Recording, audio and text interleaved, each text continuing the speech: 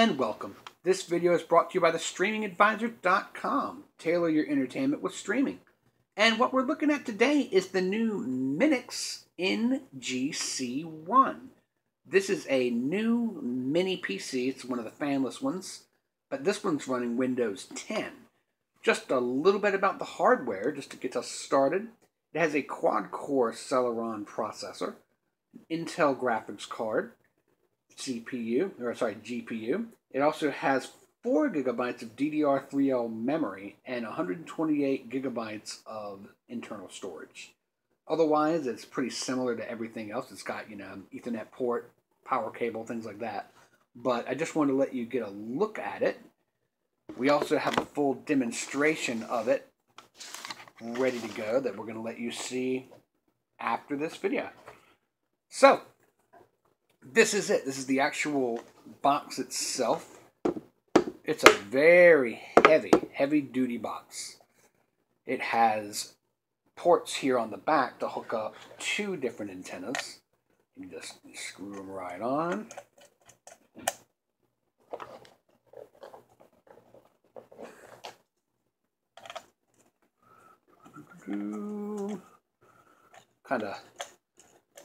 Kind of look like little ears,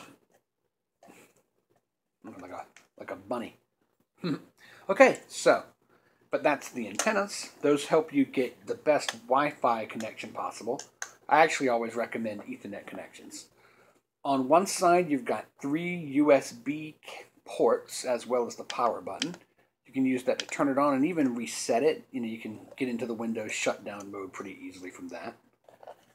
On the other side, on the back, you have a number of things. As you see, you've got an Ethernet port, you've got the power area, got an optical audio, HDMI, a headphone jack, and another video connector right here. So, that is it. There's no SD card on this one, unfortunately, but there is still a lot of potential for connections. Most importantly, you can hook up thumb drives and USB drives and USB hard drives and just really expand what you can store on this device.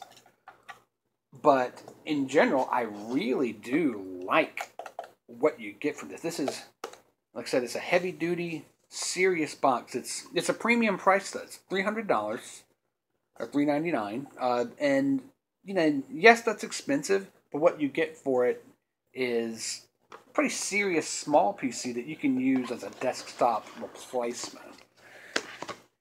And next, we're going to show you what it looks like hooked up to the TV. We'll be right back. Hello and welcome. This video is brought to you by the StreamingAdvisor.com. Tailor your entertainment with streaming. And what we're doing here is we're taking a look at the new MINIX PC. This is an Intel Braswell fanless mini PC with Windows 10. It's a full Windows 10 license, which is great because sometimes you can run across some kind of funny systems out there. I'm really impressed with the RAM here. It's got 4 gigabytes of DDR3L RAM and 128 gigabytes of SSD. This has dual band Wi-Fi, which is pretty much the standard, and a quad-core processor. It's an Intel processor, so that's great. That's matches up well with Windows. It runs 4K playback and has gigabit internet. It comes, of course, with an HDMI cable, which is helpful because that's how you hook it up to a TV, and 2 antennas. So, let me show you a little about what we've done here. This starts off as a standard Windows configuration. It includes what you see right down here. It's Play and Explore and Life at a Glance and news apps, things like that, weather. But what we did was we downloaded a number of fun media apps for playback.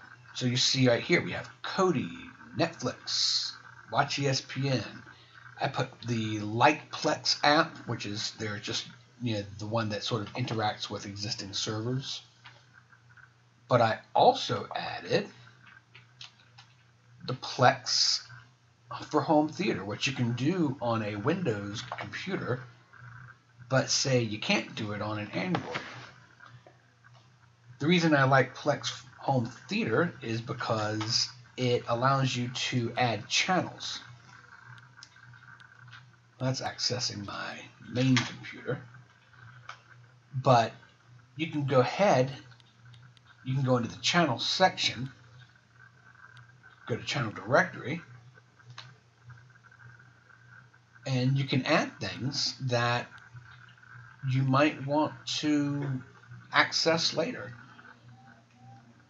Otherwise, you're kind of stuck with just whatever you use with Plexit or something like that. But there are a number of channels that you can add through Plex, and that's really cool. In fact, it adds some channels that you can't even get. My favorite one to access through Plex, for instance, is the CBS channel, because it, well, let's show you that this actually works. But there's a CBS channel for Plex that you can add that will let you get all of the shows that are on CBS without using CBS All Access. It just does this because it accesses everything via their website. So you see you got your CBS here. I think there's a CNET app already for Windows, but all you have to do is go to one of these apps and just add it in, and then you've got them available down in channels. There's a lot to it, see? So, otherwise, you can still use Plex as your media server. You can use the app, you can use the Media Center and the Lite app to access other servers. If you've got a NAS or something like that set up, you can use it for that. But I like the versatility that you get from Plex on a PC more than I like it on an Android player, where you're kind of stuck with the Android version. Like we said earlier, we also have Kodi. But this, like I said, this is a media center. We just set up one simple app, the ABC Family app.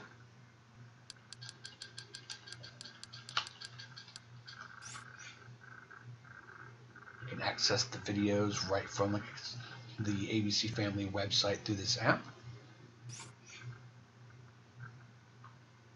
Apparently, Last Man Standing isn't actually available right there. Let's do 10 Things I Hate About You Biz. There we go. Now you'll notice there's a mouse cursor when we're on the main Windows screen. I'm using a... 10 Things I Hate About You. You betrayed me. I'm a traitor. I leave for New York tomorrow. Only thing the show's gonna change. Let's get out of this. Okay, so Kodi, of course, does more than just apps. You can also access your local files if you have them. You can access your pictures, music, set it up as a full media center. But just for demonstration purposes, I just wanted to show you that. That's a full, clean version of Isengard downloaded from the Kodi website. Which brings me to another point. You have the full browsers on this machine. This is because, again, it's a Windows computer. It's just like a laptop, except in this case we have it hooked up to our TV. So if you just want to go to a website like ESPN, you're there. The full version of ESPN. We also have, because it has apps, the Watch ESPN app. So you want to watch live TV, you can do that also. But for sports fans, this is good because, if you want to access something like Fox Sports, you can access it through its website, whether you got an app for it or not. And of course, importantly, you can go to websites like Kodi and, I put a kitty. Hope that isn't something scary. Let's see, Kodi.tv. Okay, so when you go here, you can just download whichever version of Kodi you want. Of course, it has to be a Windows version in this case, but if you wanted to go ahead and get one of the development builds, you can download it directly to your machine. even Krypton, and you're good to go. But this is helpful because you can do things like go to Hulu.com and bypass Hulu Plus if you just want to see, watch some TV. Maybe you don't need to see the latest of the late, but you can go ahead and do that, and you don't have to worry about anything else. So I like having a browser for that purpose. There's also the possibility of doing things like watching your own local news.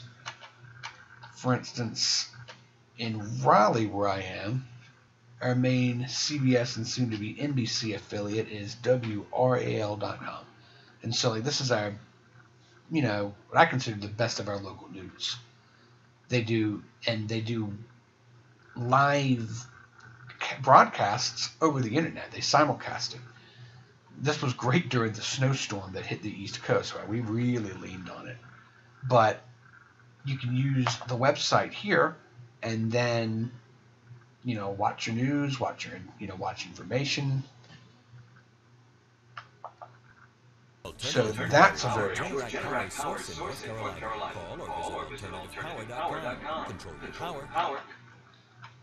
So you can see a browser on a system like this is helpful. In general, I think something else I like to do on a PC is add the Pluto TV app. Pluto TV, of course, is the app that connects you with a lot of web-based content. And the truth is that you get one of the best performances from the Windows app. This is because Pluto TV can utilize a browser in order to add to the content that you get from the service. And that's not bad for free. As you see, you get a full interface here. Looks just like cable TV. But like something you get from this that you don't get from something like even the Roku or the Apple TV is you get things like the hockey fights. There it is, hockey fights. This is because these are coming from YouTube collections. And so the ads come from YouTube also. Well, that's a Super Bowl ad, I believe. Of course, it does have volume. I just got it turned off to prevent distraction. But this is an excellent way to access Pluto TV. It's like I said, I've counted it. There are far more channels for Pluto TV in this version than there are on any platform. We wrote an article about why there are so many different versions of Pluto TV, why there's so many differences, and it really comes down to the browser. So with a browser, again, that's another advantage of the PC is the browser. Another program that I really like on this system and any Windows system is PlayOn. PlayOn is kind of like Plex. You add a server to your computer, but once you do, you get the right to access programming from the web and through channels. The channels are really, basically websites, but what you can do is not only access things like Hulu, but these guys always get out ahead of things. For instance, it was the first place you could add HBO Now besides Apple TV. You have your Cinemax Go. I don't really think you don't see Cinemax Go on many setups. But what you do is use these links to go to the websites that they correspond to, and you can get full episodes and clips just like you could if it were a full app.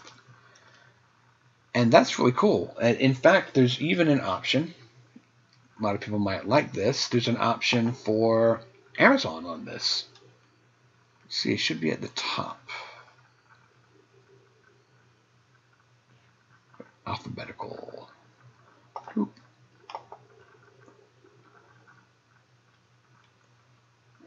alphabetical. Amazon should certainly be at the top, right? Watch me not be able to find Amazon. People love to leave little comments like, haha, it didn't load for you. There we go. There's Amazon Instant Video. So you can explore Amazon Instant Video once you're signed in and check out the shows you want to see. And of course, the movies too.